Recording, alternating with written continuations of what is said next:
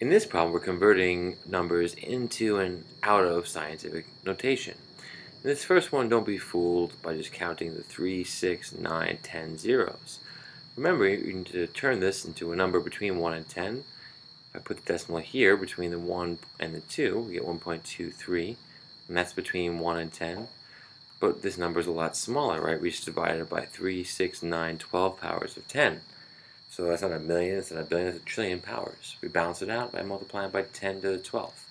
Because initially it was here, we moved it all the way between the 1 and the 2, so that the number value doesn't change, we just balance it out with multiplication. Same idea is happening in all of these, except here in the second one we should have 5.4, not just 5, 4. And there are 2, 4, right, 1, 2, 3, 4, 5 zeros here, so it's 5.5 times 10 to the negative 6, right, because we're counting ourselves here again in the way we're counting. Looking ahead, we have negative 1,230,000. Here, we're just going to use part of the number they gave us, negative 1.23, and then what we can do, of course this is a negative number so it's negative, is balance it out. Multiply this small number, 1.23, by 10 to the 6th. And now these numbers are equivalent. Here in the last one, we're just rewriting the number into scientific notation. If we take a look, we realize this first number is too large. It should be between 1 and 10.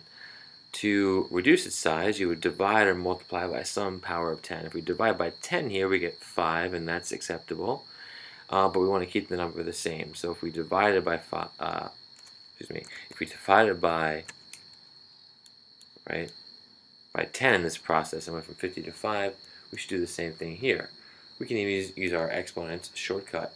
10 to the negative 2 divided by 10 to the, right, positive 1. Here, if we have multiplied or divided one side by a power of 10, we should multiply the other side by a power of 10. And that'll take us from, right, 10 to the negative 2 from last week to 10 to the negative 1.